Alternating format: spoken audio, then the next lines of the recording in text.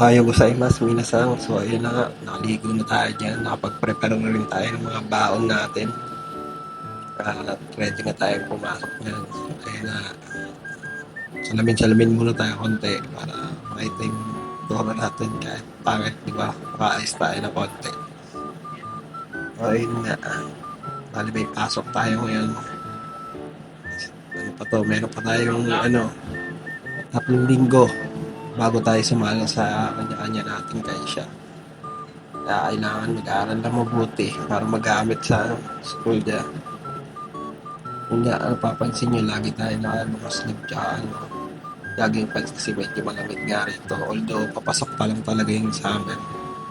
Pero malamig kasi kaya mahirap na kasi magkasakit. So ayun nga, fast forward ka. Yan, dumating pa dyan si parang operahan niya. Sabi ko, hi ka sa vlog. Yan, nakababa na kami yan. Yung mga tropa natin. Naghihintay na lang kami ng sundo. Yun nga pa yung apato namin. Pasensya na kayo, medyo marami sinapay. Yan, dumating na nga dyan si Sensei PD. Sinundo na kami.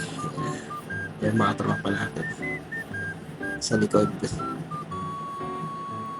Yun nga, video lang ulit tayo dito sa daan kasi talagang ganda rito. Sarap bumiyahe, walang traffic na. Malamig pa yung panahon. Ang ganda ng view. Ang ganda ng mga bahay dito sa Japan.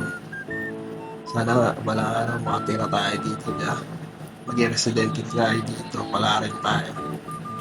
Pero matagal-tagal pang panahon itububol natin doon para mangyari yan. Pero wala imposible, di ba?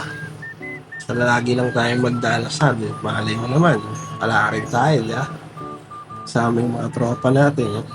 Hindi imposible yun. Yun nga. Binigyan natin yung mga view dito. Ito yung bahay. Yung angas niya.